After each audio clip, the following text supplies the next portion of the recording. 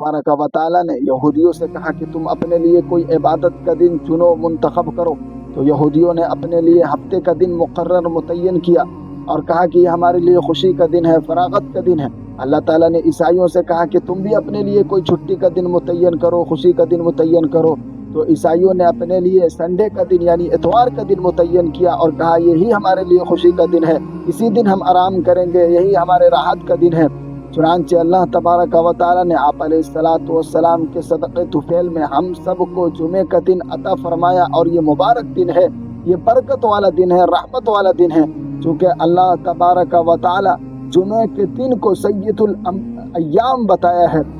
चूँकि जुमे के दिन ही दिनों का सरदार हुआ करता है, इसलिए हमें और आपको जुमे के दिन की अहमियत को समझनी चाहिए और जुमे के दिन ख़ास तौर से इबादत के अंदर मशगूल रहना चाहिए। बाकी दिनों में तो हम अपने काम काज को कर लिया करते हैं, लेकिन बिलखुसूस जुमे के दिन ज़्यादा से ज़्यादा अल्लाह तबारक व तआला की बारगाह में हम सजदा रेज़ हों और अल्लाह तबारक व तआला से हम अपने गुनाहों का इस्तिग़फ़ार करें, अल्लाह तबारक व तआला से हम अपने रिश्ते को मजबूत करें और ज़्यादा से ज़्यादा दुरूद पाक का अहतमाम करें, कसरत से दुरूद पाक पढ़ें और ज़्यादा से ज़्यादा हम अपने आप को अल्लाह ताला के सामने रोएं, गिड़गिड़ाएं और अल्लाह ताला को मनाने की कोशिश करें। चूँकि जुमे के दिन ही अल्लाह तबारक व तआला दुआओं को बिलखुसूस मगरिब की अज़ान से पहले कुछ कबूलियत की घड़ी हुआ करती है जिसमें अल्लाह ताला दुआओं को कबूल फरमाते हैं।